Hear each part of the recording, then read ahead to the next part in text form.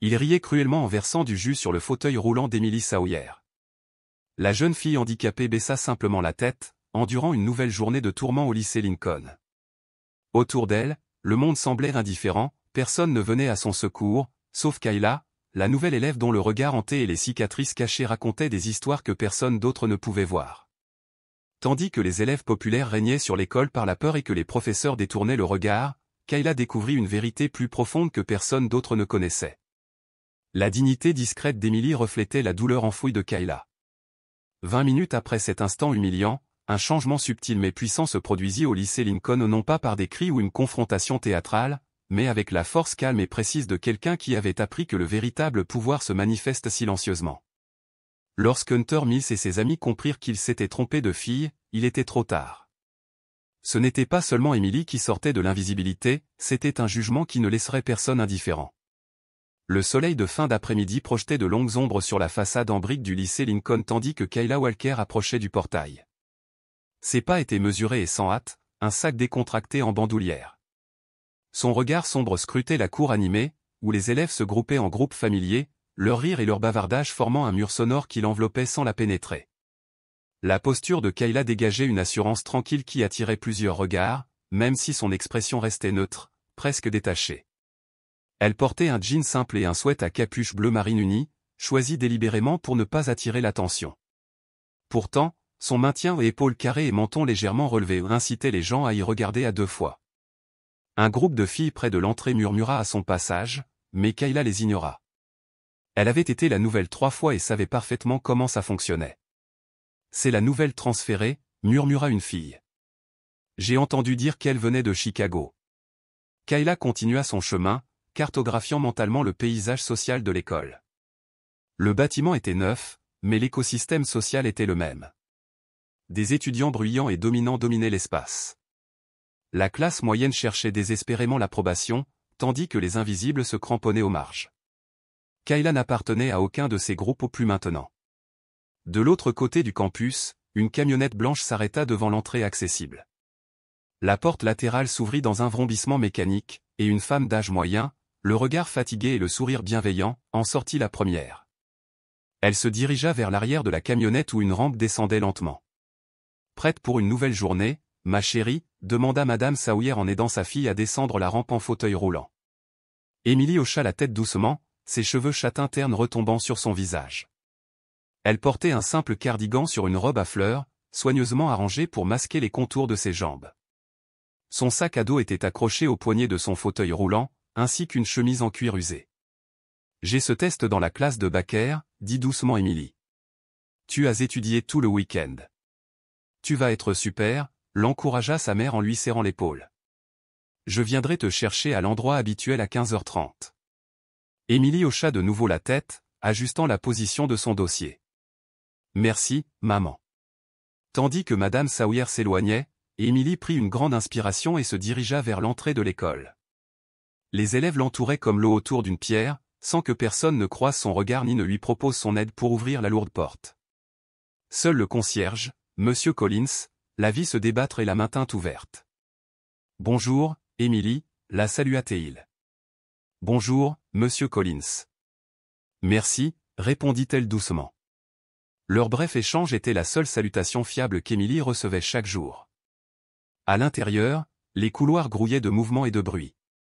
Emily s'y faufilait avec une habileté experte, évitant les sacs à dos et les pas insouciants. Elle était au lycée Lincoln depuis 3 ans et connaissait son rythme, ses angles morts et les couloirs à éviter. La matinée s'est déroulée dans un tourbillon de cours. Kayla observait tout en silence, ne parlant que lorsqu'on lui demandait. Les professeurs la présentaient avec plus ou moins d'enthousiasme, tandis que les élèves se désintéressaient rapidement lorsqu'elle donnait peu d'informations sur elle-même. En 3e heure d'histoire, Kayla remarqua une jeune fille en fauteuil roulant assise près de la fenêtre, la tête penchée sur son cahier, pratiquement invisible. À l'heure du déjeuner, Kayla avait une vision complète du lycée Lincoln, la même hiérarchie sociale, mais des visages différents. Elle porta son plateau jusqu'à une table vide près du bord de la cour et mangea méthodiquement, en regardant. Les portes de la cafétéria s'ouvrirent brusquement et Emily sortit en fauteuil roulant au soleil. Elle avait préparé son déjeuner, comme d'habitude au plus sûr que de se frayer un chemin dans la file d'attente bondée. Elle retrouva sa place habituelle, une table avec un banc manquant pour accueillir son fauteuil roulant. Personne ne la rejoignit. Personne ne le faisait jamais. De sa place près de la table centrale, Hunter Mills remarqua Emily en train de déballer son déjeuner. Il donna un coup de coude à son ami Chad Andrew et lui fit un signe de tête. « Regarde ça » murmura-t-il avec un sourire narquois sur son beau visage. Hunter se leva, portant un plateau de nourriture à moitié mangé et une grande tasse de punch aux fruits rouges. Chad et leur ami Logan Peterson le suivirent, riant d'une phrase murmurée par Hunter. Ils se dirigèrent droit vers la table d'Emily. La suite se déroula au ralenti. Le pied de Hunter se coinça dans une fissure du béton et il trébucha en avant, les bras en l'air. Le punch aux fruits vola dans les airs en décrivant un arc de cercle parfait, éclaboussant la tête et les épaules d'Emily, trempant ses cheveux, son visage et son cardigan d'un liquide rouge et collant. « Oh » s'exclama Hunter avec une inquiétude exagérée. « C'est ma faute. Je ne t'avais pas vu. » La cour éclata de rire. Quelqu'un siffla. Emily resta figée, le punch dégoulinant de ses cheveux sur son déjeuner gâché. « Mec, t'as pas vu ce foutu fauteuil roulant » dit Logan d'une voix forte, déclenchant une nouvelle vague de rire. Le visage d'Emily brûlait tandis qu'elle cherchait des serviettes pour sauver son carnet de croquis. Ses doigts tremblaient tandis que le liquide rouge s'infiltrait à travers les pages, mêlant les lignes de ses dessins. Dans la cour, les réactions étaient diverses. La plupart des élèves riaient ou observaient en silence. Quelques-uns semblaient gênés, mais ne répondaient pas. Une fille se leva à demi pour aider, mais se rassit devant l'immobilité de ses camarades. Deux professeurs, debout près des portes de la cafétéria, leur jetèrent un coup d'œil, froncèrent les sourcils et s'éloignèrent, faisant semblant de ne rien remarquer. Des téléphones sortirent, enregistrant l'instant. L'humiliation d'Emily fut préservée, partagée et amplifiée. « Tiens, laisse-moi t'aider » dit Hunter en attrapant des serviettes et en faisant semblant de tamponner les épaules d'Emily, ne faisant qu'empirer le désordre tout en faisant semblant d'aider. Emily recula sous son contact. « S'il te plaît, ne fais pas ça » murmura-t-elle. « J'essaie juste d'aider » dit Hunter, les mains levées en signe de reddition. « Ce n'est pas ma faute. Tu es toujours sur mon chemin. » De sa place au bord de la cour, Kayla observait. Son expression restait neutre, mais ses mains avaient cessé de bouger. Son sandwich était oublié. Son regard suivit Hunter tandis qu'il tapait dans la main de ses amis, puis se fixa sur son visage lorsqu'il se tourna vers elle. L'espace d'un instant, leurs regards se croisèrent. Le sourire de Hunter s'estompa légèrement. Quelque chose dans le regard fixe de Kayla le mettait mal à l'aise, sans qu'il puisse dire pourquoi. Il ne l'avait jamais rencontrée auparavant.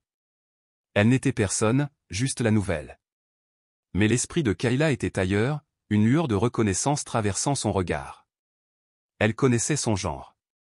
Elle l'avait déjà vu, le souvenir d'un autre visage, d'une autre époque, planant aux confins de sa conscience.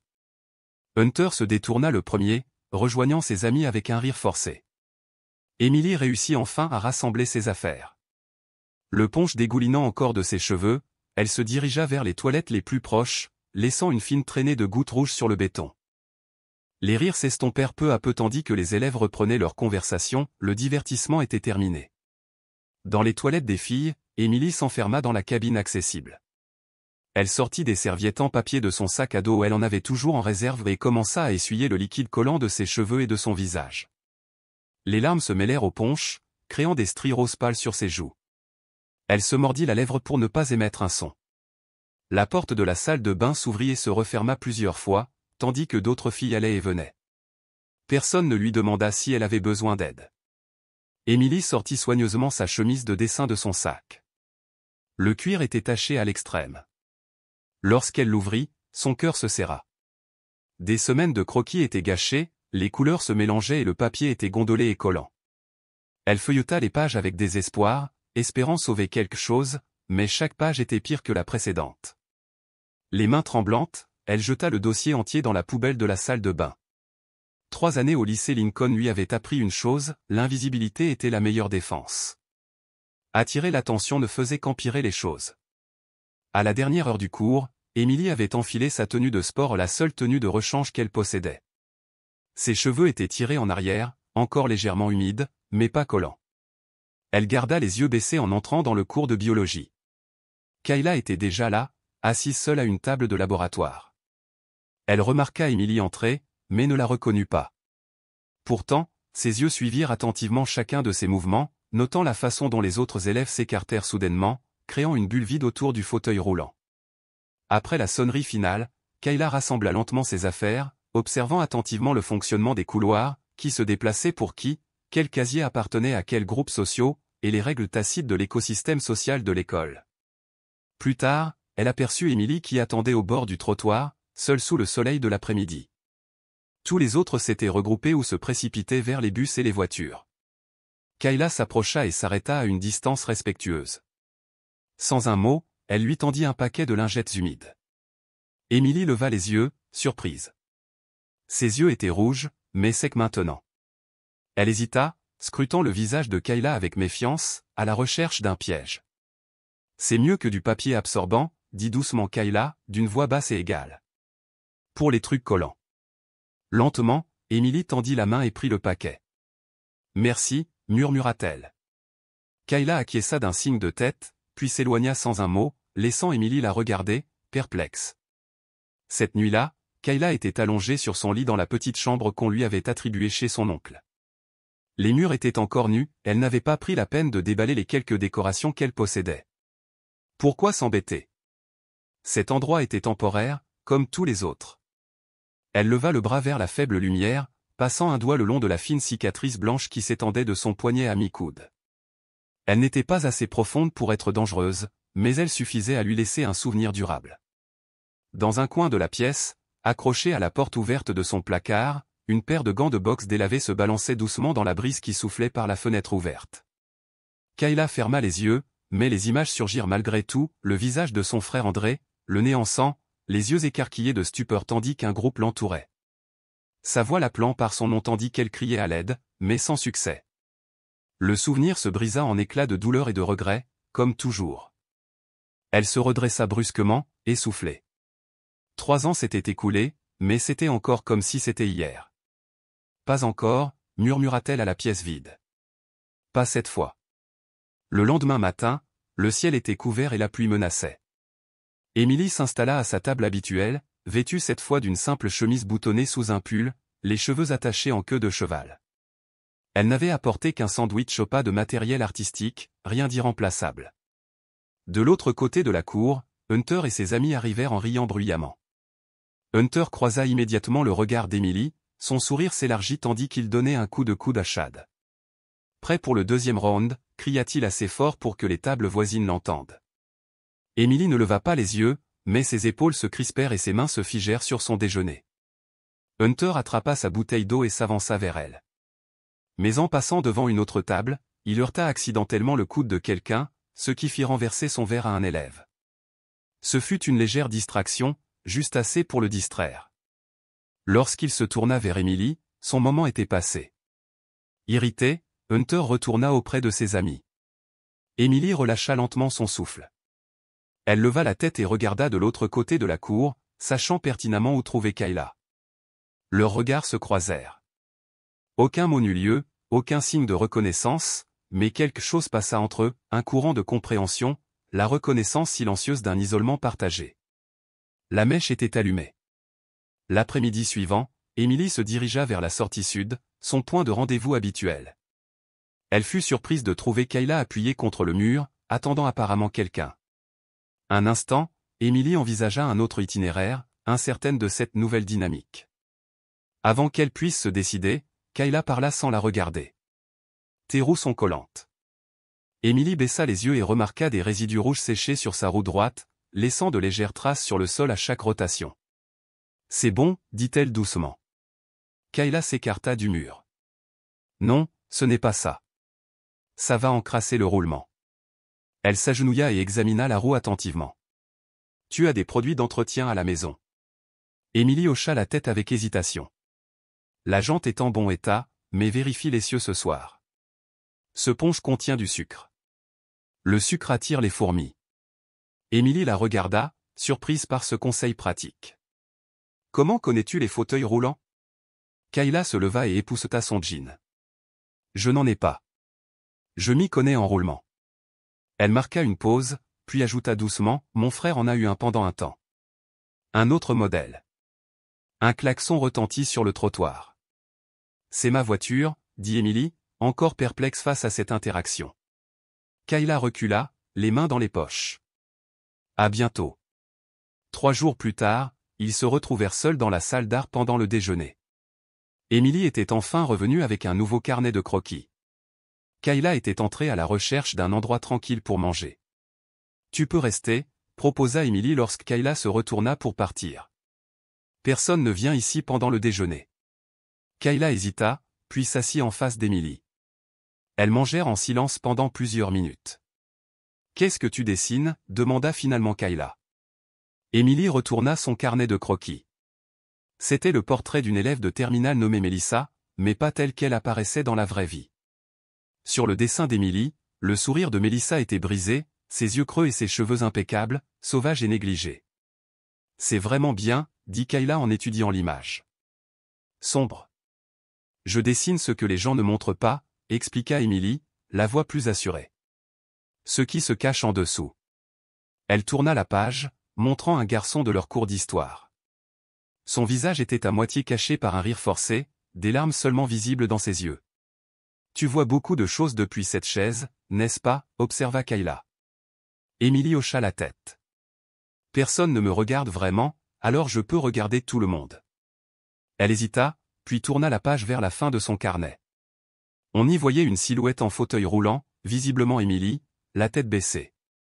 Derrière elle se tenait une autre silhouette, le visage plongé dans l'ombre, les mains tendues en signe de protection. J'ai dessiné ça hier soir, dit doucement Emily. Kayla ne dit rien, mais sa mâchoire se serra presque imperceptiblement.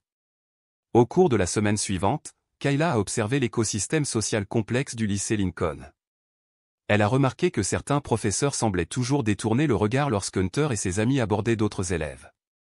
Elle a vu les élèves de première année se démener pour dégager un passage lorsque des joueurs de football américains traversaient le couloir. Elle a remarqué que les filles riaient aux blagues qui n'étaient pas drôles lorsque des garçons populaires les faisaient. Plus important encore, Kayla a remarqué qui d'autre était ciblé, un garçon de première année qui bégayait, une fille avec une acné sévère, un garçon dont on disait qu'il était gay. Le schéma était familier, presque prévisible. Les forts s'en prenaient aux vulnérables, et tous les autres faisaient semblant de ne rien voir. C'était la survie par le silence. Pendant le cours d'histoire, M. Reeves a donné un projet sur les mouvements de défense des droits civiques.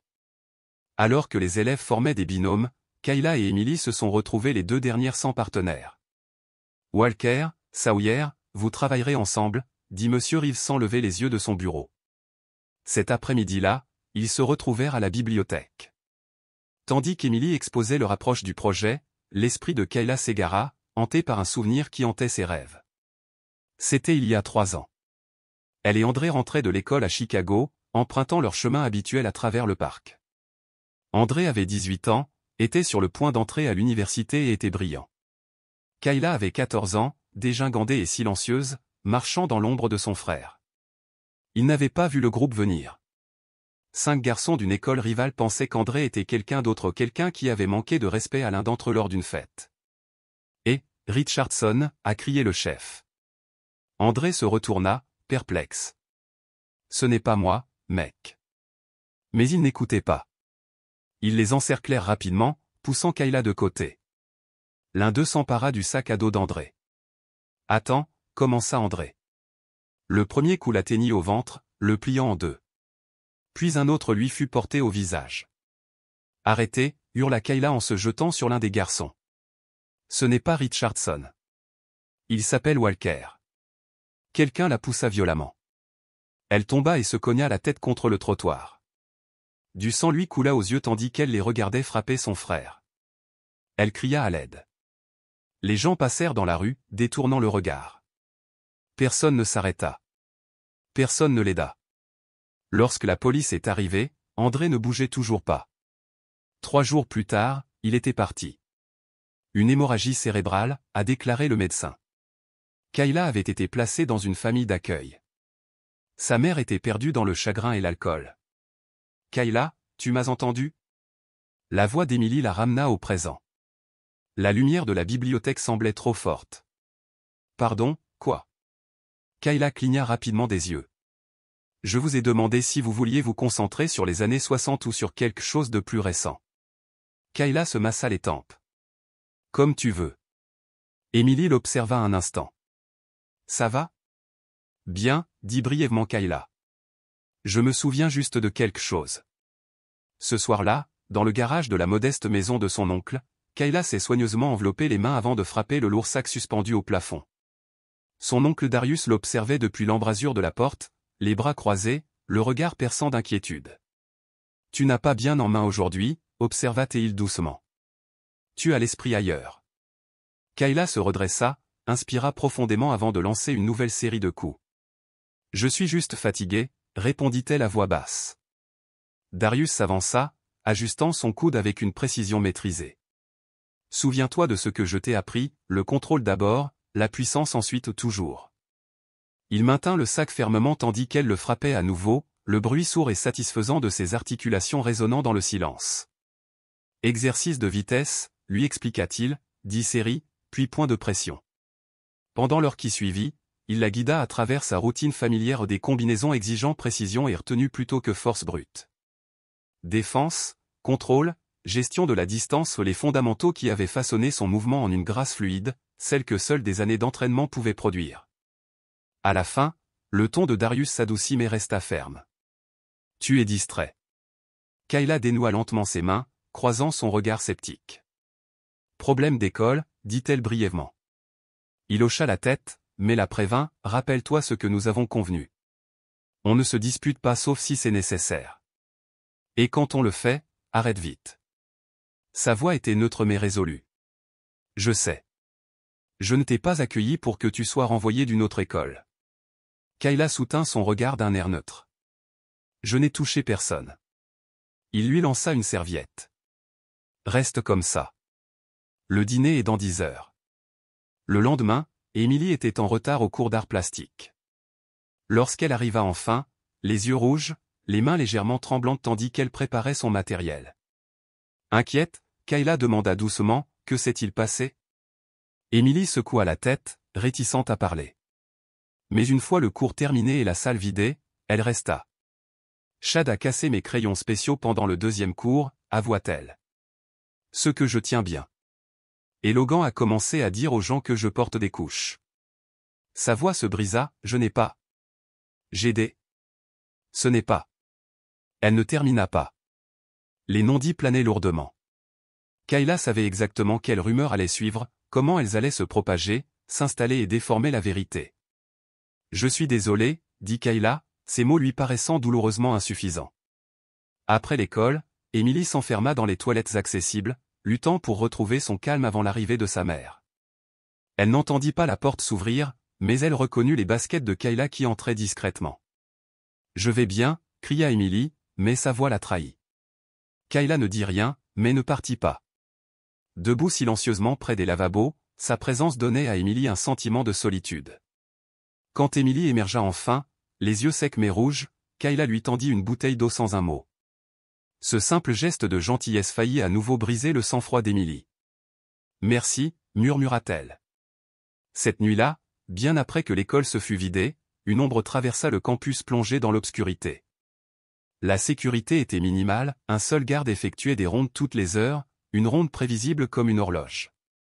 Kayla se glissa dans le gymnase sans se faire repérer, une bombe de peinture noire dissimulée dans son sac à dos. Elle travailla rapidement et méthodiquement, chaque geste précis. Au centre des gradins, en lettres grasses et dégoulinantes, elle écrivit « Tu as blessé la mauvaise personne ».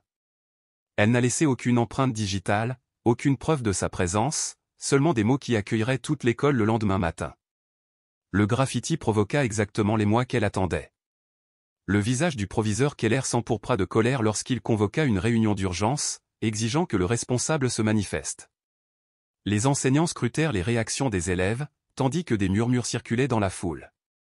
Hunter et ses amis en rirent publiquement, mais Kayla remarqua que le regard de Hunter s'agitait nerveusement, son rire forcé, cherchant fréquemment une issue. De l'autre côté de l'auditorium, M. Reeves observait Kayla pensivement. Lorsque leurs regards se croisèrent, il ne détourna pas immédiatement le regard, mais lui adressa un petit hochement de tête presque imperceptible. Après l'assemblée, Emily s'est assise à côté de Kayla en fauteuil roulant et elles se sont dirigées vers le cours d'histoire. « C'était toi, n'est-ce pas ?» a-t-elle demandé d'une voix à peine plus forte qu'un murmure. Kayla n'a pas répondu, mais l'expression de son visage a confirmé les soupçons d'Emily. « Ne fais pas de bêtises, a averti Emily d'une voix douce. Ça n'en vaut pas la peine. Kayla s'arrêta de marcher et se tourna vers Emily. Qu'est-ce qui n'en vaut pas la peine? Se lever, se défendre? Parce que de là où je suis, les laisser te faire du mal encore et encore me paraît assez stupide. Emily tressaillit devant la dureté de ces mots. Tu ne comprends pas. Le père de Hunter est membre du conseil scolaire. Le père de Logan est shérif. Ils sont intouchables. Personne n'est intouchable, répondit froidement Kayla. Tout le monde saigne. Ce soir-là, Kayla était assise seule dans sa chambre, une petite boîte en bois posée sur ses genoux. À l'intérieur se trouvaient des coupures de presse sur la mort d'André jugée accidentelle après que les garçons eurent prétendu qu'ils les avaient attaqués en premier. Il n'y avait ni justice ni conclusion. Seule une affaire classée trop vite et une famille brisée. Sous les coupures se trouvait un vieux ticket de MMA, souvenir du premier combat auquel Darius l'avait emmené, et une photo déchirée de son ancienne école à Chicago. Tout au fond se trouvait un petit médaillon en argent sur une chaîne ou une médaille Saint-Christophe d'André, offerte par le personnel de l'hôpital après sa mort. Kayla referma soigneusement la boîte et la glissa sous son lit. Certaines bagarres, murmura-t-elle à la pièce vide, se terminent en silence. Le lundi matin arriva avec un froid automnal mordant. Les élèves se rassemblaient dans les couloirs, tasse à café à la main, et se parlaient des anecdotes du week-end. Kayla se faufilait dans la foule tel un fantôme, observant tout sans attirer l'attention.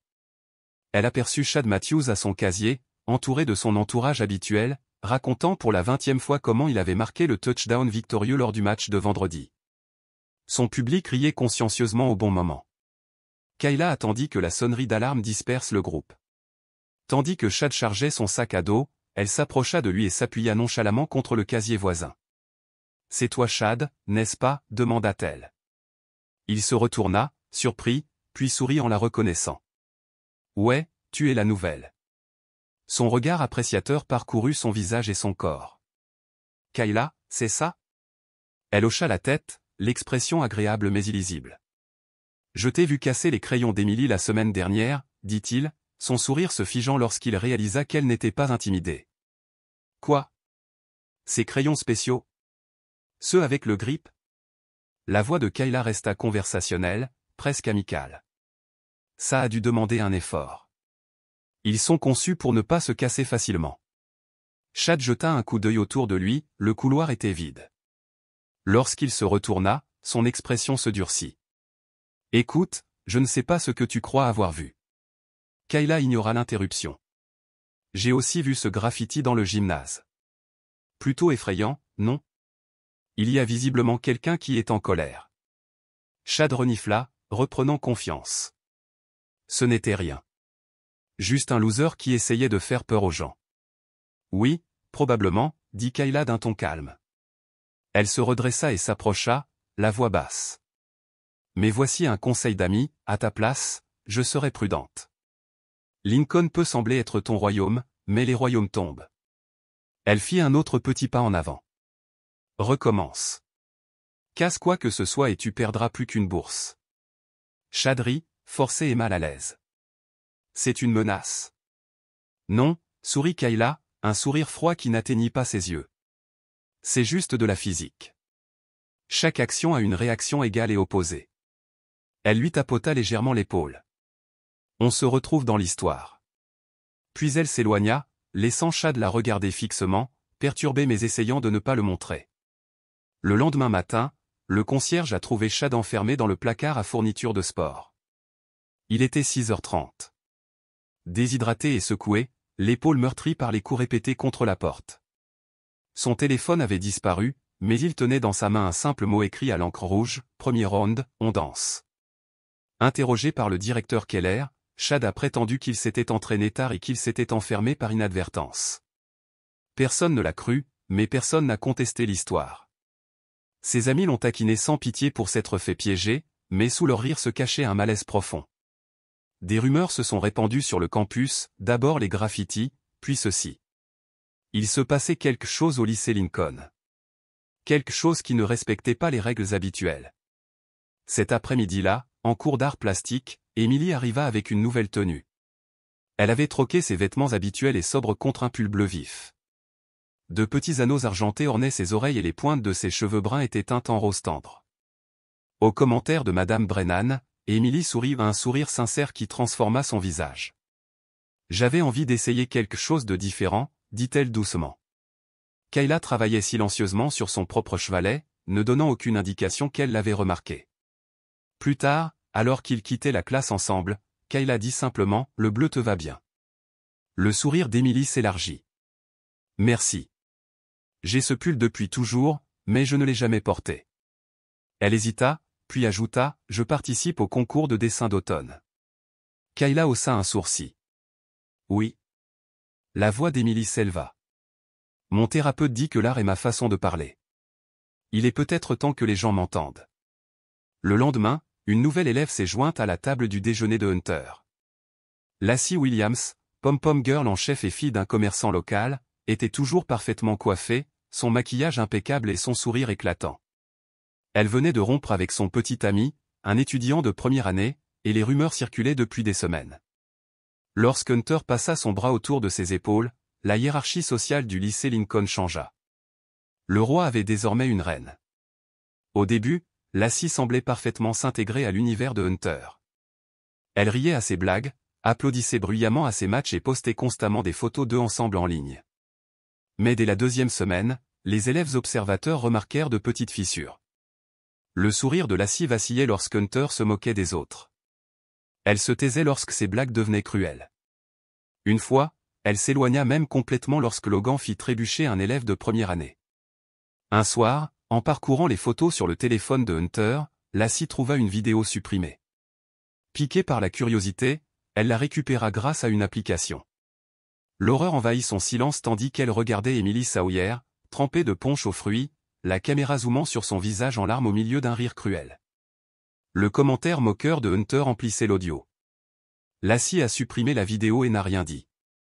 Le lendemain, elle alla voir Emily entre deux cours. « Salut », dit-elle maladroitement. « J'aime tes cheveux. Le rose est mignon. » Emily le regarda, perplexe. « Merci. C'est juste. » Lassie jeta un regard nerveux autour d'elle. « Si tu as besoin de quoi que ce soit, dis-le-moi. » « D'accord ?» Avant qu'Emily ne puisse répondre, Lassie s'est précipitée, laissant Emily déconcertée. Après l'école, Kayla s'est retrouvée seule dans la classe de Monsieur Reeves, appelée par un mot laissé sur son bureau, « Retrouvez-moi après la dernière sonnerie ».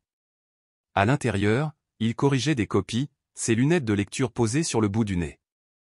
Il lui fit signe de s'asseoir sans lever les yeux. « Votre essai sur la désobéissance civile était excellent, » dit-il finalement en retirant ses lunettes. « Vous avez une excellente compréhension des facteurs psychologiques qui sous-tendent les mouvements sociaux. » Kayla n'a rien dit. « Tu es nouveau ici, » continua-t-il, « mais tu as déjà compris comment les choses fonctionnent. Lincoln n'a pas toujours été comme ça. La culture s'est détériorée ces dernières années. C'est pour ça que tu voulais parler de la culture scolaire ? Je voulais te voir parce que tu portes un poids dans tes yeux, dit doucement Monsieur Reeves. Je le reconnais, je l'ai porté moi aussi autrefois. Le poids de voir l'injustice et de se sentir impuissant à l'arrêter. Kayla se tendit. Je devrais y aller. Mon oncle m'attend. Un instant, dit-il en levant la main. Je ne t'accuse de rien. Je t'offre mon aide si tu en as besoin. Je ne sais pas. D'accord. Il hocha la tête. Mais ma porte est ouverte. Et Kayla, quoi que tu fasses, sois prudente. Certains systèmes ne se brisent pas facilement. Ils te brisent en premier. Ce soir-là, Kayla suivit Logan Peterson dans un restaurant à 3 km de l'école. Assise dans un box d'angle, casquette de baseball baissée, elle sirotait un soda en observant Logan et ses amis basketteurs. Bruyants et tapageurs, ils commandèrent frites et milkshakes, flirtant avec les serveuses.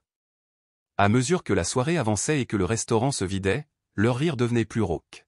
« Tu aurais dû voir sa tête », dit Logan en agitant une frite. « Quand Chad l'a appelée, fille aux couches, en chimie, j'ai cru qu'elle allait fondre en larmes. »« C'est une vraie bête », acquiesça un autre garçon. « Elle dessine toujours les gens comme des monstres. » Peut-être qu'elle a le béguin pour toi, Logan, suggéra un troisième garçon, provoquant un rire explosif. Pas du tout, rétorqua Logan. Je préfère mourir que de toucher ce fou du fauteuil roulant. La conversation cruelle dura 20 minutes. Kayla resta immobile, son téléphone posé sur la table, enregistrant chaque mot haineux. Quand ils ont finalement payé et sont partis, elle a attendu 5 minutes avant de les suivre. À la maison, Kayla a édité l'enregistrement, supprimant les bruits de fond et améliorant les voix jusqu'à ce que chaque mot haineux soit parfaitement clair. Puis, créant une adresse email anonyme, elle a envoyé l'enregistrement au proviseur Keller avec pour objet, preuve de harcèlement au lycée Lincoln. Le lendemain matin, Logan fut convoqué au bureau du directeur pendant le premier cours. La convocation déclencha un flot de rumeurs. Les élèves échangèrent leurs théories, mais lorsque Logan revint avant le déjeuner, un sourire narquois, il était clair que rien n'avait changé. Le directeur voulait me parler d'une plainte pour harcèlement, dit-il à ses amis d'une voix forte. Mon père a réglé le problème. Rien de grave. De l'autre côté de la pièce, Kayla le regardait avec des yeux froids, la mâchoire serrée. Le concours artistique annuel d'automne était un événement majeur au lycée Lincoln. Le lauréat recevait une bourse de $500 et son œuvre était exposée dans le couloir principal pour l'année. Emily avait passé des semaines à préparer sa création, une série de panneaux interconnectés représentant des mains humaines se tendant l'une vers l'autre, certaines se touchant, d'autres hors de portée. Le panneau central représentait deux mains presque jointes, l'une depuis un fauteuil roulant. La veille de la date limite de soumission, Emily entra dans la salle d'art pour terminer son travail, mais s'arrêta, horrifiée. Sa toile gisait en lambeaux sur le sol. Les couleurs vives qu'elle avait soigneusement mélangées étaient tachées de taches sombres qui sentaient fort l'urine. Madame Brennan la trouva là, silencieuse et choquée. « Oh, Emily » haleta le professeur.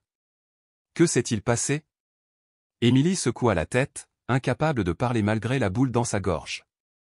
Madame Brennan signala immédiatement l'incident, mais sans témoin ni caméra de surveillance, il n'y avait pas grand-chose à faire. Elle proposa à Emily une prolongation, mais à moins de 24 heures de l'heure, elle n'avait pas le temps de recréer des semaines de travail. 1 heure plus tard, Kayla a trouvé Emily dans la salle de bain, les larmes coulant alors qu'elle essayait de récupérer des morceaux de sa peinture. « Ils sont allés trop loin », murmura Emily. « Je ne faisais de mal à personne. Je voulais juste créer quelque chose de beau. » Kayla observa les dégâts en silence, sa rage à peine contenue. Sans un mot, elle fit demi-tour et partit, laissant Emily seule au milieu des ruines. Cette nuit-là, pendant que les concierges nettoyaient les couloirs, Kayla se déplaçait silencieusement dans le bâtiment vide. Vêtue de gants en latex et d'un sweat à capuche sombre, elle portait un appareil sophistiqué fabriqué à partir d'objets ménagers à un mécanisme simple conçu pour un impact maximal. Le casier de Logan était facile à trouver, le numéro 117, recouvert d'autocollants de l'équipe de basket. Kayla s'empressa d'installer sa création, puis se glissa hors de la pièce, invisible aux yeux de la caméra de sécurité qui balayait le couloir selon son itinéraire prévisible. Le lendemain matin, Logan arriva tôt pour l'entraînement. En ouvrant son casier, un petit ballon rempli de colorant rouge éclata, éclaboussant sa veste légèrement et les élèves alentour. Il recula en titubant, sous le choc, et une cascade de SMS et de conversations de groupe tomba au sol. Les messages se moquaient d'Emily et des autres, avec des phrases clés surlignées, maniaque du fauteuil roulant, fille aux couches, et pire encore.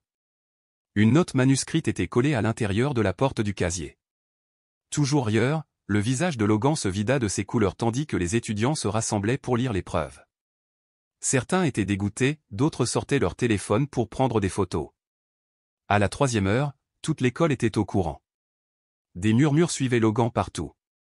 Pour la première fois, il évitait le contact visuel.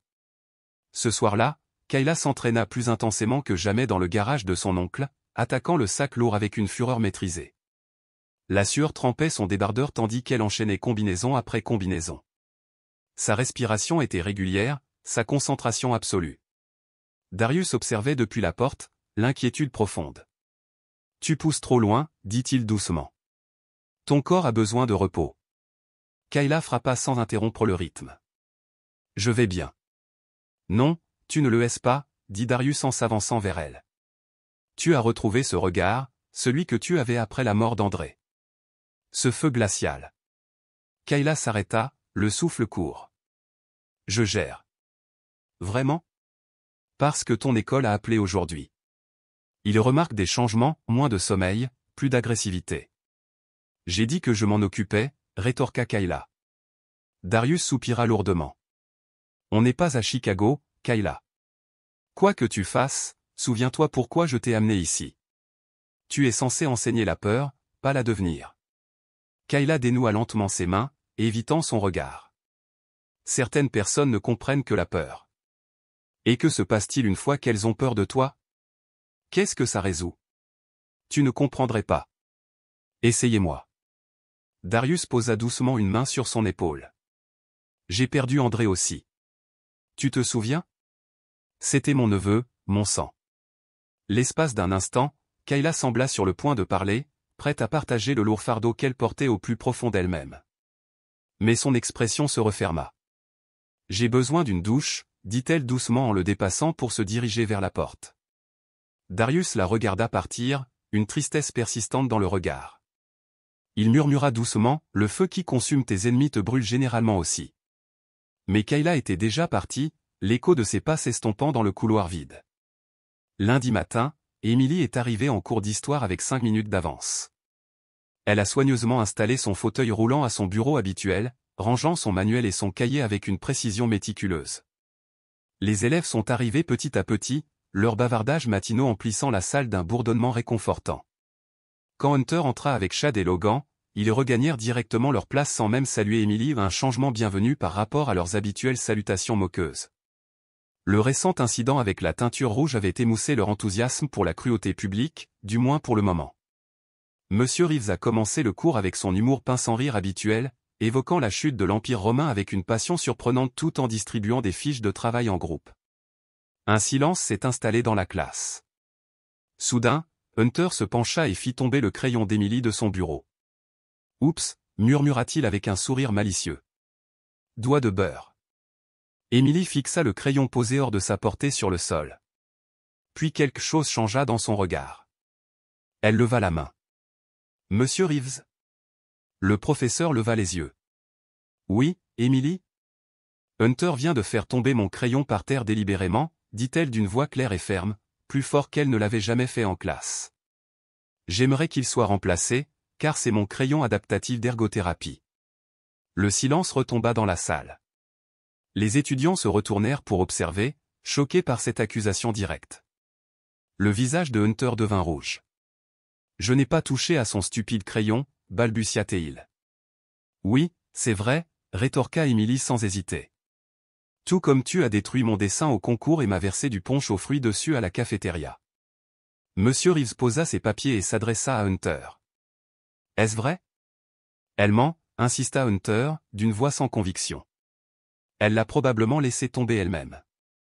Je ne peux pas faire marche arrière, fit remarquer Emily calmement. La physique ne fonctionne pas comme ça. Quelques étudiants ricanèrent doucement. De l'autre côté de la pièce, Kayla observait l'échange avec une intensité silencieuse. Hunter, prends le crayon et donnant un nouveau à Emily sur mon bureau, ordonna fermement Monsieur Reeves. Et reviens me voir après le cours. Hunter lança un regard noir à Emily tandis qu'il récupérait le crayon, puis en posa un nouveau sur son bureau. Pendant le reste du cours, la tension était palpable. Lorsque la cloche sonna, les élèves sortirent précipitamment, impatients de répandre la nouvelle, Emily Sawyer avait enfin riposté. Dans le couloir, Kayla rejoignit Emily. « C'était courageux, dit-elle doucement. » Les mains d'Emily tremblaient légèrement tandis qu'elle ajustait son sac à dos. « J'ai cru que j'allais vomir, mais tu n'as pas vomi. » Un léger sourire éclaira les lèvres d'Emily. « Non, je ne l'ai pas fait. » Plus tard dans l'après-midi, Kayla a intercepté Lassie à l'extérieur du gymnase alors que l'entraînement de Pom Pom Girl se terminait. « On peut parler ?» demanda Kayla sans préambule. Lassie jeta un regard nerveux autour d'elle. « À propos de quoi? Hunter ?» La posture parfaite de Lassie se raidit. « Et lui? » « Tu sais ce que c'est ?» dit Kayla sans détour. « Tu l'as vu. » Lassie jouait avec la sangle de son sac de sport. « Je ne vois pas de quoi tu parles. » La vidéo d'Emily. Celle avec le coup de poing. Tu l'as trouvée sur son téléphone. Les yeux de Lassie s'écarquillèrent. Comment as-tu? Peu importe. Ce qui compte, c'est ce que tu vas faire. Que puis-je faire? C'est Hunter Mills. Son père possède pratiquement la moitié du conseil scolaire. Ça ne le rend pas intouchable. L'expression de Kayla s'adoucit légèrement. Tu as l'air d'être quelqu'un de bien, Lassie. Tu veux vraiment être avec quelqu'un qui fait du mal aux gens pour le plaisir? Lassie se mordit la lèvre, les larmes menaçant de couler. C'est compliqué. Non, ce n'est pas ça. Kayla s'approcha. En fait, c'est très simple. Soit on se range du côté des gens comme Emily, soit on se range du côté de ceux qui la torturent. Il n'y a pas de juste milieu. Elle s'éloigna, laissant Lassie seule avec ses pensées. Ce soir-là, Lassie était assise en tailleur sur son lit, parcourant les SMS de Hunter. Elle avait son mot de passe, il le lui avait donné en signe de confiance au début de leur relation. Ce qui semblait romantique à l'époque lui semblait désormais un lourd fardeau, tandis qu'elle découvrait couche après couche de cruauté. Des groupes de discussion étaient consacrés à se moquer de certains élèves. Des vidéos de farce allant jusqu'à l'humiliation délibérée.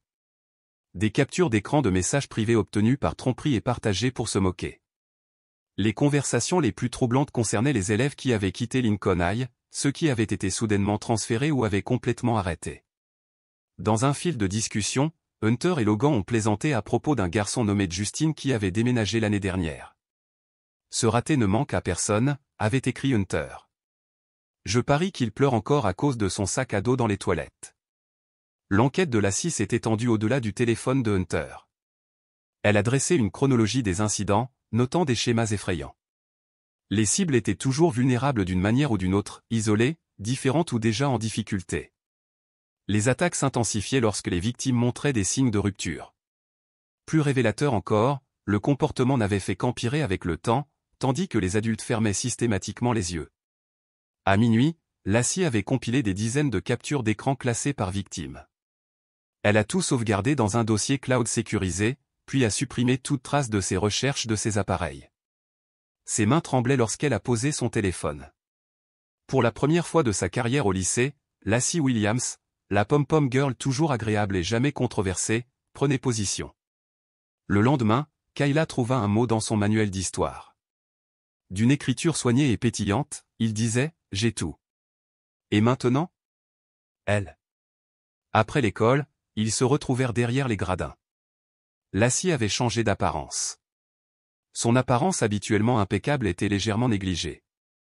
Des cernes sous ses yeux trahissaient une nuit blanche. Il y en a plus que je ne le pensais, dit-elle sans la saluer. Il n'y a pas qu'Emily. Ça dure depuis des années, acquiesça Kayla. Il y a 2 ans, il y avait un garçon, Justin Alvarez. Il a changé de district subitement. D'après ses textos, Hunter et ses amis le harcelaient sans pitié, lui volaient ses vêtements pendant le cours de sport, détruisaient ses devoirs et remplissaient son sac à dos d'eau de toilette. C'était tout, demanda Kayla. Lassie hésita. Non. Il y a autre chose. Quelque chose de pire. Elle déverrouilla son téléphone et montra à Kayla une conversation particulière. Sa sœur l'a confirmé hier soir. Justin a tenté de se suicider après avoir quitté Lincoln. Il va bien maintenant, mais il a été hospitalisé pendant des semaines. L'expression de Kayla se durcit en lisant les messages. Tu as gardé des copies de tout? Oui. Plusieurs sauvegardes. Bien. Kayla lui rendit le téléphone. Excellent travail, Lassie. Lassie parut surprise par les compliments. Qu'est-ce qu'on en fait? Tout d'abord, nous devons comprendre la gravité du problème. Les garçons sont protégés parce que les adultes les laissent faire. Nous devons savoir qui cache quoi. Plus tard dans la semaine, M. Reeves a sollicité un rendez-vous avec le directeur Keller. Il a apporté un dossier contenant des preuves que Lassie avait partagées anonymement, capture d'écran, date, nom des victimes. C'est une forme grave de harcèlement, a argumenté Reeves en étalant les documents sur le bureau de Keller. Plusieurs étudiants, plusieurs années. Le directeur Keller, un homme chauve aux cravates perpétuellement desserrées, jetait à peine un coup d'œil aux documents. Ce ne sont que des SMS entre ados. Les enfants disent des conneries. Ça ne veut rien dire. L'un de ses enfants a tenté de se suicider. Jim Keller fit un geste dédaigneux de la main. C'est arrivé après son départ de notre école. Nous n'avons aucune preuve que cela soit lié à ce qui s'est passé ici. Vous êtes sérieux? On a des captures d'écran de Hunter Mills disant littéralement à ses amis qu'ils ont poussé Justine à partir. Les captures d'écran peuvent être manipulées. Et même s'ils sont légitimes, c'est un comportement normal d'adolescent. Keller se renversa dans son fauteuil. Les garçons sont toujours des garçons, Tom. Ils se défoulent, c'est tout. Reeves le regarda, incrédule. Et Emily Sawyer? Le vandalisme artistique? Le harcèlement physique? C'est juste pour se défouler, aussi? Personne n'a vu qui a endommagé ce projet artistique. Le ton de Keller se fit plus dur. Et franchement, je commence à me demander pourquoi vous êtes si investi dans ce projet. Vous semblez particulièrement intéressé par nos athlètes vedettes. J'ai un intérêt particulier à protéger les étudiants vulnérables, a rétorqué Reeves. Eh bien, à moins que vous n'ayez une preuve concrète de qui a endommagé ce projet artistique, je ne peux rien faire. Keller rassembla les papiers et les rendit. Maintenant, si vous voulez bien m'excuser, j'ai une réunion budgétaire à préparer. Alors que Reeves quittait le bureau, il a sorti son téléphone et a passé un appel. Janet, c'est Tom Reeves du lycée Lincoln. Tu te souviens de notre conversation sur les problèmes systémiques dans les écoles? J'ai une anecdote à te raconter. Ce week-end-là, Kayla a suivi les traces de pneus de la Mustang emblématique de Hunter jusqu'à Baker S. Un parking populaire surplombant la ville. Comme prévu, la voiture était là, les vitres embuées par la condensation. Hunter et Lassie étaient clairement visibles à l'intérieur, enlacés. Kayla attendit qu'ils se séparent, puis s'approcha en silence. Quand Hunter sortit pour récupérer quelque chose dans le coffre, elle passa à l'action. Elle glissa une note pliée sous l'essuie-glace, puis se fondit à nouveau dans l'ombre. Quelques minutes plus tard, Hunter retourna au siège du conducteur, remarquant le papier alors qu'il s'installait. « Qu'est-ce que c'est » demanda Lassie, feignant l'ignorance. Hunter déplia la note, son expression changeant alors qu'il lisait les mots écrits à l'encre rouge en gras. « J'arrive. Amène tes amis. Amène tes mensonges. Finissons autour d'un feu de joie. »« Qu'est-ce que c'est » murmura-t-il en regardant autour de lui avec frénésie. « D'où ça vient ? Qu'est-ce que c'est » Lassie posa une main sur son bras, le sentant se tendre sous son contact. « Rien. » Hunter froissa le papier et le fourra dans sa poche. « Sortons d'ici. » Alors qu'il s'éloignait, Lassie remarqua que ses jointures étaient blanches sur le volant, son sourire confiant habituel remplacé par une grimace aux lèvres serrées.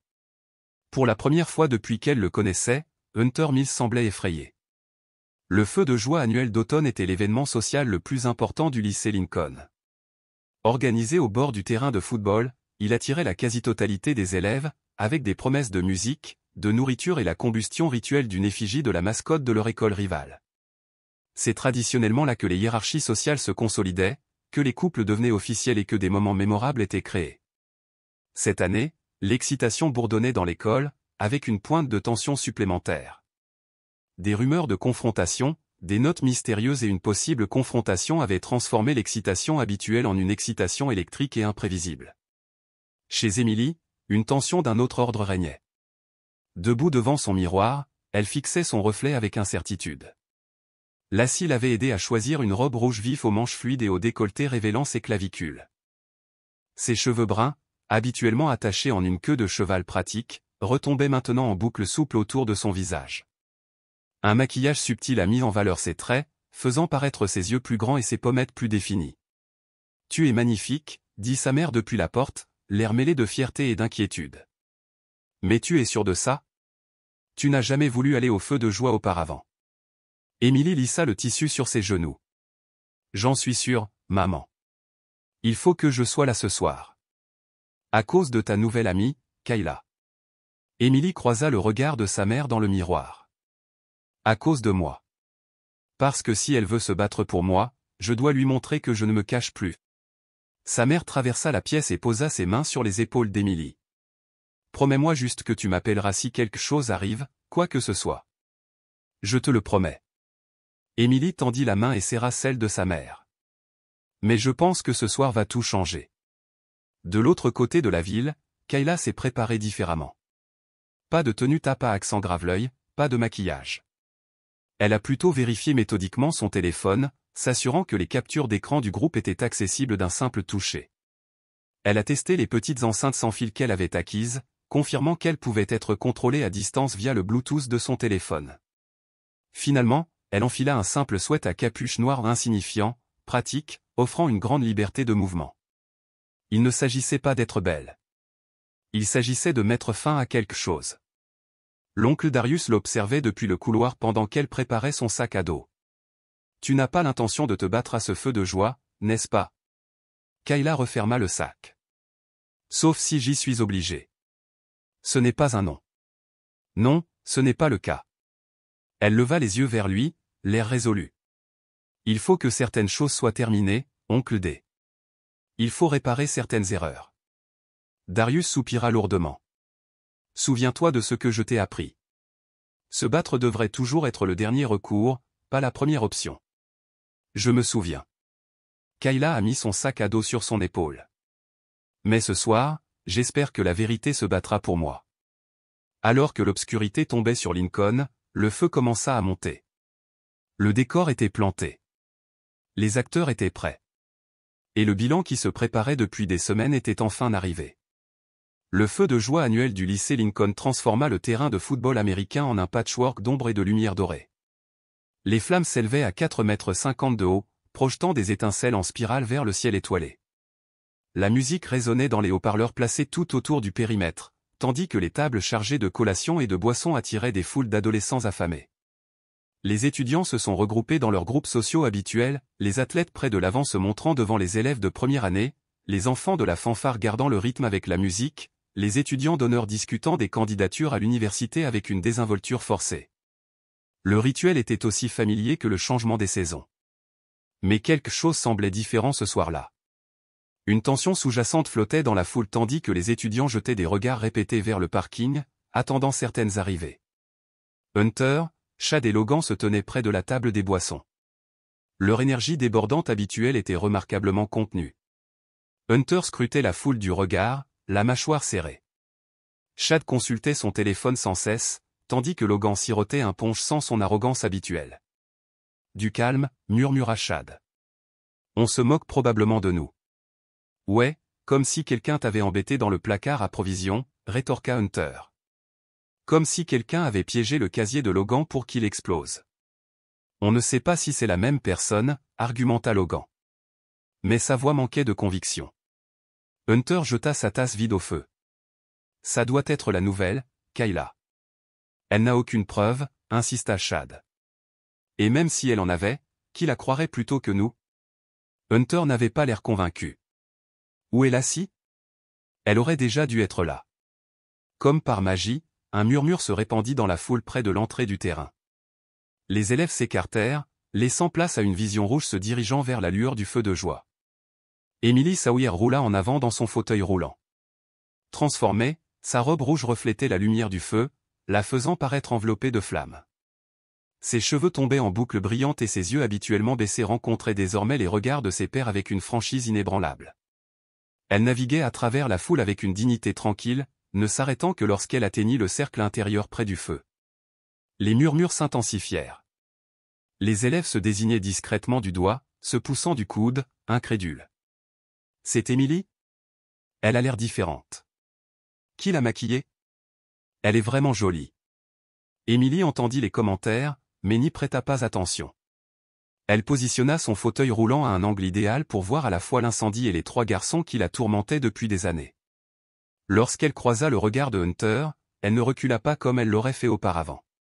Au contraire, elle soutint son regard jusqu'à ce qu'il baisse les yeux. Depuis l'ombre, hors de portée du feu, Kayla observait. Son sweat à capuche noire la rendait presque invisible dans l'obscurité des arbres. Ses yeux scrutaient méthodiquement, suivant les mouvements, surveillant les positions, vérifiant les haut-parleurs sans fil qu'elle avait cachés plus tôt dans la journée sous la table du DJ et près du stand de rafraîchissement. Elle n'était pas là pour une bagarre. Elle était là pour que justice soit rendue avec une précision chirurgicale. Le feu de joie atteignit son paroxysme à l'arrivée de Lassie. Non pas aux côtés de Hunter comme prévu, mais seule, elle se fraya un chemin à travers la foule avec détermination. Son sourire de pom-pom girl a laissé place à une détermination farouche. Elle portait une simple robe bleue et ses cheveux blonds étaient tirés en arrière en une queue de cheval sobre. Sans tenir compte des tentatives de Hunter pour attirer son attention, Lassie se dirigea directement vers la petite scène où le DJ s'était installé. Elle lui murmura quelque chose et il lui tendit le micro à contre-cœur. La musique s'estompa. La conversation s'interrompit brusquement lorsque Lassie tapota le micro, créant un larcène aigu qui transperça l'air nocturne. « Salut tout le monde », commença-t-elle, sa voix ferme malgré le tremblement de ses mains. Avant de brûler le Westside Warrior, je tiens à remercier notre incroyable équipe de football pour son dévouement cette saison.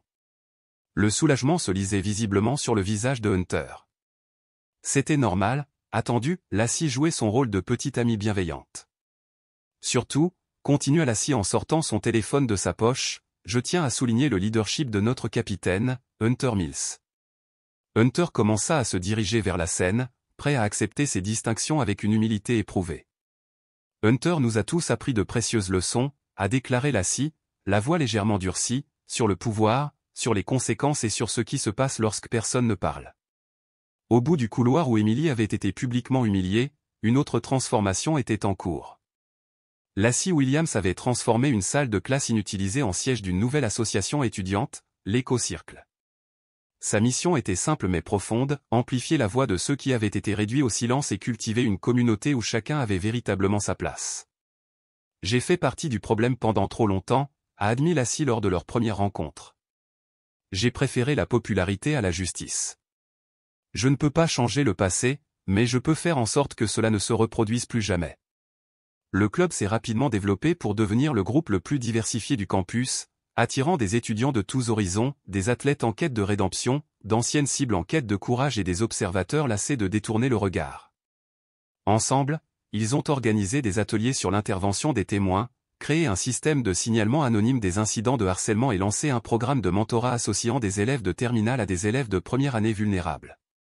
Parallèlement, les conséquences juridiques pour Hunter Mills et Logan Peterson commençaient à prendre forme, étayées par de multiples témoignages et des preuves documentées d'années de harcèlement. Tous deux étaient accusés d'agression et de cyberharcèlement. Chad Andrew, sentant le changement de cap, a accepté un arrangement. En échange d'une peine plus légère, incluant des travaux d'intérêt général et une thérapie obligatoire, il a accepté de témoigner contre ses anciens amis. Lors de sa déposition, Chad a révélé d'autres incidents étouffés par l'administration de l'école, notamment une agression physique sur un élève de première 2 ans auparavant, que le proviseur Keller avait qualifié de bagarre. Cette révélation a incité le conseil scolaire à lancer un audit complet des dossiers disciplinaires remontant à l'époque où Keller était en poste. Pour Kayla, la vie a pris un nouveau rythme inattendu. Sa suspension s'est terminée discrètement, mais son retour à l'école a suscité une attention toute particulière. Les élèves ne la considéraient plus simplement comme la « nouvelle » ou la « battante », mais comme quelqu'un qui avait profondément transformé leur communauté. Bien qu'elle ait conservé son calme préférant toujours l'observation à la participation, son isolement avait pris fin. Elle s'asseyait avec Emily au déjeuner, participait avec réflexion aux discussions en classe et souriait même parfois, une expression rare qui adoucissait son air habituellement sérieux. Un après-midi, alors que Kayla quittait l'école, une femme l'aborda sur le parking. Grande et musclée, les cheveux coupés courts et la démarche déterminée, elle se présenta comme Dina Wright, une ancienne championne de MMA qui entraînait désormais de jeunes combattants prometteurs. « J'ai vu des images de vos combats underground à Chicago », dit Dina sans préambule. « Vous avez un talent brut, mais surtout, vous avez le contrôle ou une chose que la plupart des jeunes combattants ne maîtrisent jamais. » Kayla secoua la tête. « Je ne me bats plus. » Dina sourit doucement. « Ce que tu as fait au feu de joie, ce n'était pas du combat. C'était de la défense. Il y a une différence. » Elle tendit une carte de visite à Kayla. « Tu n'es pas une arme. Tu es une tempête, contrôlée et dirigée avec détermination. Si tu veux canaliser ça correctement, appelle-moi. » Kayla glissa la carte dans sa poche sans faire de commentaire. Mais plus tard dans la soirée, elle la ressortit, caressant du doigt les lettres en relief et envisageant des possibilités qu'elle ne s'était jamais autorisée à imaginer. Pendant ce temps, de l'autre côté de la ville, M. Reeves ouvrait un nouveau chapitre. Après avoir démissionné du lycée Lincoln par principe, il s'est consacré à la création d'un programme de mentorat de week-end pour les jeunes en difficulté. Grâce à ses économies et à une petite subvention d'une fondation locale, il a loué un local commercial et l'a transformé en un espace à la fois salle d'études, centre communautaire et refuge. Lorsqu'il a appelé Kayla pour lui proposer un poste d'assistante instructrice, elle a accepté immédiatement. J'ai besoin de quelqu'un qui comprenne ses enfants, expliqua Reeves en lui faisant visiter le modeste établissement. Quelqu'un qui sache ce que c'est que de se battre et ce que cela implique. 3 fois par semaine après l'école, Kayla travaillait avec des collégiens qui lui rappelaient douloureusement elle-même 3 ans plus tôt, en colère, blessée et en quête d'un lieu d'appartenance. Elle leur enseignait les bases de l'autodéfense, non pas comme un outil d'agression, mais comme un chemin vers la confiance et la sécurité. Plus important encore, elle les écoutait. Elle leur accordait la reconnaissance dont elle avait désespérément besoin. Il n'est pas nécessaire de se battre avec les poings, leur a-t-elle dit. Parfois, le combat le plus courageux consiste à utiliser sa voix quand tout le monde se tait. Au printemps, Emily a dû faire face à une décision difficile, inattendue, pardonner à l'un de ses bourreaux. Chad Andrew, par l'intermédiaire de son conseiller, a sollicité une rencontre en personne pour s'excuser dans le cadre de son programme de réadaptation. Après mûre réflexion et consultation avec son thérapeute, Emily a accepté de rencontrer Chad dans un café local, avec sa mère assise à proximité. Chad arriva tôt, nerveux et diminué, sans son entourage habituel. Lorsqu'Emily arriva, il resta debout, mal à l'aise, incertain de la conduite à tenir. « Tu peux t'asseoir » dit-elle simplement en positionnant son fauteuil roulant en face de lui. « Merci d'avoir accepté de me recevoir » commença Chad, la voix légèrement brisée. « Je sais que tu n'étais pas obligé. »« Je ne l'ai pas fait » répondit Emily. « Alors fais en sorte que ça vaille la peine. » Chad hocha la tête, déglutissant difficilement. « Je suis désolé, Emily. Pas seulement pour les crayons ou le punch aux fruits, mais pour tout. Pour les années à t'avoir fait vivre un enfer, pour avoir ri quand Hunter t'a prise pour cible, et pour avoir fait comme si je ne voyais pas ta souffrance. » Les larmes lui montèrent aux yeux. Il n'y a aucune excuse. J'ai été faible et cruel, et je le regretterai toujours. Emily l'observa un long moment. Pourquoi as-tu fait ça? Parce que c'était plus facile que de tenir tête à Hunter. Parce que ça faisait du bien d'avoir du pouvoir sur quelqu'un alors que je me sentais impuissant partout ailleurs. Il s'essuya les yeux avec rudesse. Mais surtout parce que je ne t'ai jamais vraiment vu comme une personne. Tu n'étais qu'une cible, un objet de moquerie. Maintenant, je comprends ce que j'ai fait. Je te vois. Il la regarda droit dans les yeux. Je suis en thérapie. J'apprends pourquoi j'ai fait ces choses, comment m'améliorer. Emily hocha lentement la tête. J'accepte tes excuses. Je te pardonne même, car garder la colère ne ferait que me blesser. Mais sache ceci, si jamais tu blesses à nouveau quelqu'un, ou si tu restes les bras croisés pendant que quelqu'un d'autre le fait, je ne serai pas tendre la prochaine fois. À ce moment-là, Emily a pleinement revendiqué son pouvoir, non pas par l'art ou les mots, mais en offrant la miséricorde de la force plutôt que de la peur. Ce soir-là, alors que Kayla s'entraînait avec son oncle Darius dans leur garage, elle remarqua qu'il la regardait avec une intensité inhabituelle. « Quoi » demanda-t-elle entre deux combinaisons. Darius baissa les coussinets. « Je suis fier de toi, gamin. » Cette simple déclaration l'a prise au dépourvu. Pourquoi? Pour avoir trouvé une meilleure façon de se battre. Il s'assit lourdement sur un banc. Quand André est mort, j'ai cru vous avoir perdus tous les deux. Vous étiez si en colère, si brisés. Je vous ai appris à boxer parce que j'avais besoin de vous donner un point d'appui. J'avais peur de ce qui arriverait si je ne le faisais pas. Kayla retira ses gants, incertaine de la manière de réagir à cette rare vulnérabilité. Je suis désolé de ne pas avoir pu mieux te protéger après ça, continua Darius, la voix rauque d'émotion. Désolé de ne pas avoir pu te garder loin de ces familles d'accueil. Désolé de ne pas t'avoir retrouvé plus tôt. Oncle D, laisse-moi finir. Il prit une grande inspiration. Ce que tu as fait à l'école, défendre cette fille, affronter ces garçons, c'était courageux. Mais ce que tu fais maintenant, aider ces enfants chez Reeves, c'est ça le vrai combat. C'est ce qu'André aurait voulu. Pour la première fois depuis la mort de son frère, Kayla s'autorisa à pleurer librement devant quelqu'un d'autre. Darius la serra fort dans ses bras, les larmes coulant silencieusement, tandis que des années de chagrin partagé trouvaient enfin une issue. Alors que l'année scolaire touchait à sa fin, le lycée Lincoln a tenu sa cérémonie annuelle de remise des prix de printemps. L'auditorium vibrait à l'unisson tandis que les élèves et leurs parents remplissaient les sièges. Sur scène, des rangées de chaises attendaient les lauréats des programmes scolaires et extrascolaires. Le docteur Foster a remis à Emily le prix de la réussite artistique pour son Regarde-moi rouler, une série qui avait attiré l'attention nationale sur l'école.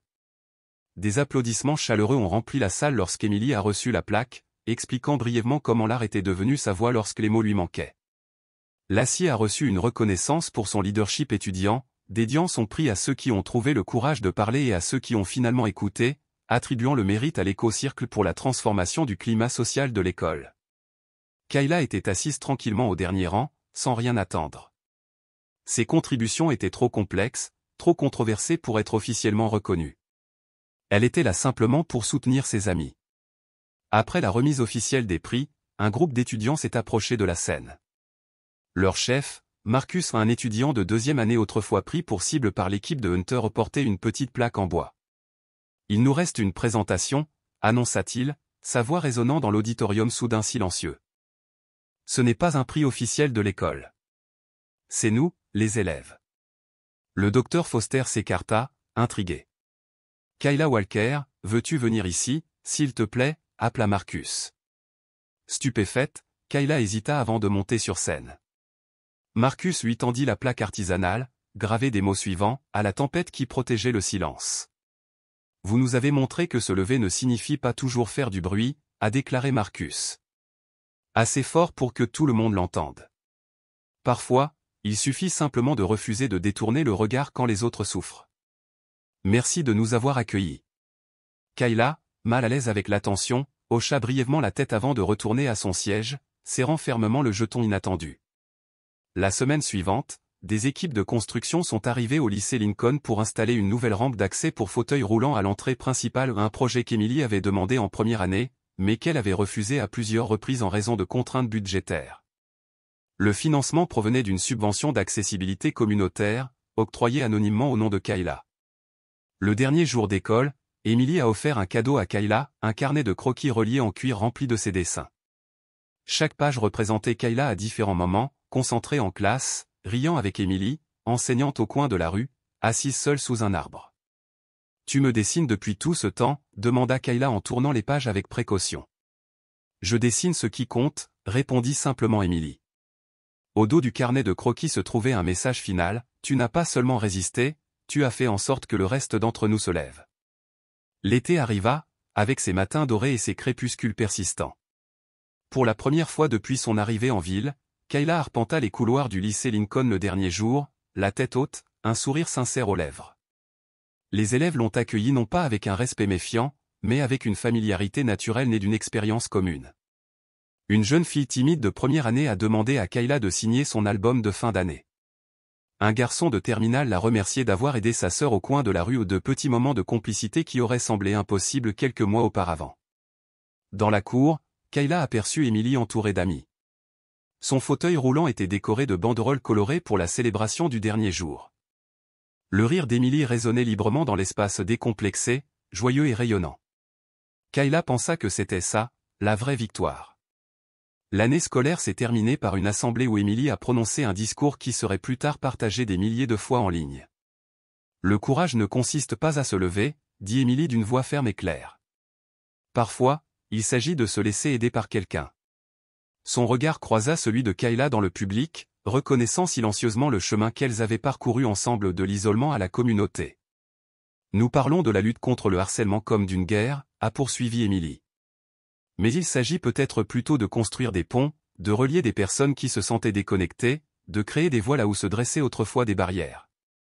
La véritable valeur de notre école ne se mesure pas au trophée remporté, mais à la façon dont nous traitons ceux qui ont le moins de pouvoir. La semaine suivante, Hunter Mills comparaissait devant le tribunal pour mineurs pour connaître sa peine. Le juge, indifférent aux témoignages de moralité des entraîneurs et des amis de la famille, rendit une décision qui fit des vagues dans la communauté, 100 heures de travaux d'intérêt général, une thérapie obligatoire, une ordonnance restrictive l'éloignant de ses victimes et, surtout, une interdiction de jouer au football américain universitaire. Emily assista à la condamnation avec sa mère et Kayla. Alors que Hunter était conduit hors de la salle d'audience, son air arrogant se fissura. Ses épaules s'affaissèrent sous le poids des conséquences, le regard baissé plutôt que provocateur. Emily observa sans malice ni satisfaction, reconnaissant seulement que justice, aussi imparfaite fût-elle, avait été rendue. Plus tard ce mois-là, Kayla reçut une nouvelle inattendue.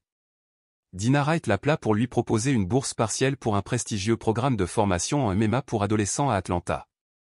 Ce programme était légitime, sûr et axé sur la discipline et la technique plutôt que sur la seule victoire. Vous vous entraîneriez avec certains des meilleurs entraîneurs du pays, a expliqué Dina. Kayla hésita. Il faudrait que je quitte la ville pendant 2 mois. Oui, mais les enfants du coin seront toujours là à ton retour, lui rappela Dina. C'est l'occasion de développer quelque chose rien que pour toi. Toujours indécise, Kayla demanda conseil à Emily dans leur café préféré. Emily l'encouragea sans hésiter. Tu devrais y aller. Tu es sûr? Ça me paraît égoïste de partir après tout ça. Emily rit. Égoïste, Kayla? Tu t'es battue pour nous tous. Maintenant, bats-toi pour toi. Pendant ce temps, l'équipe de Pom-Pom Girls du lycée Lincoln se transformait sous la direction continue de Lassie. Historiquement connue pour ses hiérarchies rigides et son exclusivité, la nouvelle procédure de candidature privilégiait la personnalité et l'engagement plutôt que la popularité. Leur première collecte de fonds estivale a permis de soutenir une association locale fournissant des équipements sportifs adaptés aux enfants handicapés. Emily a été invitée à co-concevoir les nouveaux uniformes, intégrant subtilement l'accessibilité aux couleurs traditionnelles de l'école. Il ne s'agit pas d'effacer le passé, a déclaré Lassie à un journaliste local. Il s'agit de le reconnaître et de choisir de construire quelque chose de meilleur. Le dernier jour avant son départ pour Atlanta, Kayla traversa le campus désert, s'arrêtant sous le chêne près du terrain de football où elle s'était autrefois assise seule, observant et attendant. Les enfants du quartier jouaient autour de son tronc riant, discutant, inventant des jeux sans se soucier des hiérarchies sociales ni des frontières invisibles. Elle posa sa main sur l'écorce rugueuse, sentant sa solidité. Quelque chose avait changé non seulement dans les règles ou le leadership, mais dans l'atmosphère même, un passage de la peur à la possibilité. Plus tard dans l'après-midi, Kayla se rendit sur la tombe de son frère pour la première fois depuis son départ de Chicago. Oncle Darius l'avait conduite pendant 3 heures jusqu'au petit cimetière, l'attendant respectueusement dans la voiture pour lui garantir son intimité. Elle s'agenouilla près de la simple pierre tombale, débarrassant les feuilles mortes et déposant des fleurs fraîches dans le vase en métal. De sa poche, elle sortit 3 objets, sa carte d'étudiante du lycée Lincoln, un petit croquis qu'Emily avait fait de Kayla et André ensemble réalisé à partir de photos et des descriptions de Kayla et la plaque en bois offerte par les élèves. « Je l'ai fait, docteur », murmura-t-elle en traçant son nom du bout des doigts. « Je me suis défendue au pas comme prévu, mieux vaut. » Elle sourit à travers ses larmes. « Tu aurais aimé Emily. Elle voit les gens comme toi. » Le soleil couchant projetait de longues ombres tandis que Kayla disait au revoir, retournant à la voiture d'un pas plus léger qu'à son arrivée. L'été s'est déroulé comme une succession de nouveaux départs. Emily s'est rendue seule à son premier entretien d'admission en art, naviguant dans les transports en commun et les bâtiments inconnus avec une confiance retrouvée. L'agent des admissions était visiblement impressionné, non seulement par son portfolio, mais aussi par son assurance et sa capacité à défendre ses droits. L'atelier de leadership de Lassie pour les collégiennes s'est rapidement rempli, les participantes ayant créé une fresque murale pour le coin qui les représentait comme des super-héros dotés de pouvoirs de compassion, de courage et de changement. Monsieur Reeves a élargi son programme de week-end pour inclure une formation professionnelle, en partenariat avec des entreprises locales pour offrir des stages aux adolescents ayant besoin d'une seconde chance.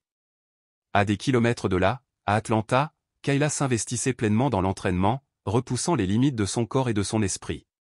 Chaque soir, elle échangeait des textos avec Emily et son oncle Darius, partageant ses victoires et ses frustrations face à des mondes qui s'étendaient au lieu de se rétrécir. Le dernier matin de l'été, Emily se rendit en fauteuil roulant à son parc préféré, carnet de croquis sur les genoux. Elle dessina des enfants jouant sur des jeux accessibles aux certains courants, d'autres utilisant des aides à la mobilité ou tous absorbés par un jeu joyeux. Elle sourit, se souvenant des paroles de Kayla lors de leur première vraie conversation, « Le pouvoir n'est pas bruyant. Il bouge ». Le mouvement d'Emily s'est poursuivi, son art a gagné en reconnaissance, Lassie a réformé les systèmes, Monsieur Reeves a créé des opportunités, et même l'absence de Kayla, dont l'impact s'est propagé au-delà de toute mesure. Après avoir terminé son croquis de 2 enfants s'aidant mutuellement à grimper, Emily a ajouté une légende en dessous, « On ne se bat pas parce qu'on déteste ce qui est devant soi. On se bat parce qu'on aime ce qui est derrière soi. » Ces mots résonnaient à travers le temps et la distance jusqu'à l'endroit où Kayla se tenait dans une salle de sport d'Atlanta, la sueur coulant sur son visage, les yeux pleins de détermination alors qu'elle se préparait pour son premier match officiel. Elle allait perpétuer cette leçon, la véritable force ne réside pas dans la destruction des ennemis, mais dans la protection de l'essentiel. Ce qui comptait, Avaient-ils tous découvert? C'était le courage de se voir clairement et la détermination de créer un monde où chacun pourrait s'épanouir. Que risqueriez-vous à défendre quelqu'un quand tout le monde détourne le regard? La réponse définit non seulement qui nous sommes, mais aussi le monde que nous créons ensemble. Si cette histoire vous a touché, cliquez sur « J'aime » et abonnez-vous pour découvrir d'autres récits puissants sur le courage, la justice et la force de s'élever.